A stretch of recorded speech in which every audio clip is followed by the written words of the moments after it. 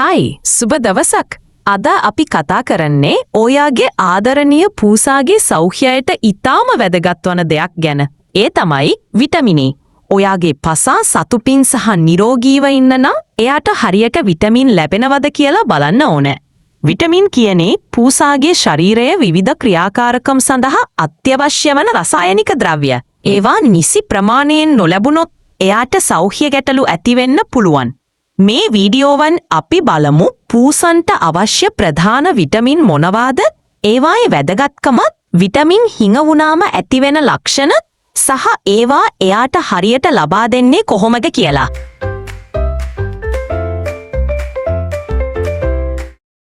දැන් අපි බලමු පූසන්ට අවශ්‍ය විටමින් වර්ග. Vitamin A. විටමින් A එයාගේ ඇස්වල සහ සමේ සෞඛ්‍යයට ගොඩක් වැදගත්. මේක බොහෝ විට මාංශ, අක්මාව සහ බිත්තරවල තියෙනවා. උදාහරණයකට ඔයාගේ පූසාට මාළු කෑල්ලක් දෙන එකෙන් එයාට විටමින් A ලැබෙනවා. Vitamin B. විටමින් B සංකීර්ණය එයාගේ ශක්තිය වැඩි කරලා ප්‍රතිශක්තිය ශක්තිමත් කරනවා. මේවා මස්ස, මාළු සහ ධාන්‍ය වලින් ලැබෙනවා. Vitamin C. පූසන්ට තමන්ගේම විටමින් C හදාගන්න පුළුවන්. නමුත් වයසක හෝ රෝගී පසෙකුට අමතරව ලබා දීමෙන් වාසි තියන්න පුළුවන්. Vitamin D. එයාගේ අස්ථි සහ දත ශක්තිමත් කරනවා. මේක මාළු තෙල්වල හෝ හිරු දැනීම් ලැබෙනවා. Vitamin E. විටමින් E සමේ සෞඛ්‍යයට සහ ප්‍රතිශක්තියට උදව් කරනවා. එය තෙල් සහ ඇට වර්ගවල තියෙනවා. Vitamin K. රුධිර ඝනීභවනයට උදව් කරනවා. මේක හරිත පැහැති එළවලු සහ මාළු වලින් ලැබෙනවා. ඉතින් ඔයත ඔයාගේ පූසාට මේ විටමිනින් නිසි ආකාරයෙන් ලැබෙනවද බලන්න. දැන් බලමු විටමින් හිගයේ ලක්ෂණ මොනවද කියලා. විටමින් A හිගය ඇස්වල ගැටලු, සමවියලීම සහ පූසාගේ වර්ධනයේ ප්‍රමාදයක් දකින්න පුළුවන්. විටමින් B හිගය එය ශක්තිය අඩු වෙලා, බර අඩු වෙලා සහ ස්නායු ගැටලු ඇති වෙන්න පුළුවන්.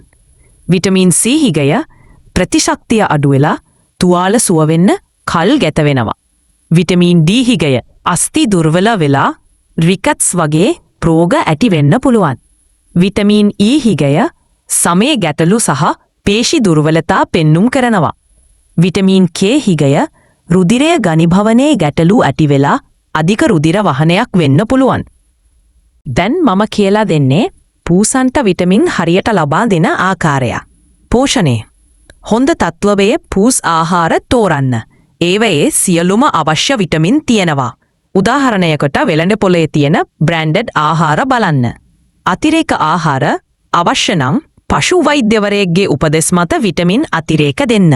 ස්වභාවික ආහාර මස්, මාළු සහ එළවලු වගේ ස්වභාවික ආහාර ඉතක් ලබා දෙන්න. නමුත් සමබරව තියාගන්න. පශු වෛද්‍ය උපදෙස් ඔයා පූසාගේ සෞඛ්‍ය ගැන සැකයක් තියෙනවා නම් පශු වෛද්‍යවරයෙකු හමු වෙන්න. එයාට හරියටම කියන්න පුළුවන්. අද අපි ඉගෙන ගත්තා පූසන්ට අවශ්‍ය විටමින්, ඒවායේ වැදගත්කම, විටමින් හිඟ වුණාම ඇතිවෙන ලක්ෂණ සහ ඒවා හරියට ලබා දෙන්නේ කොහොමද කියලා.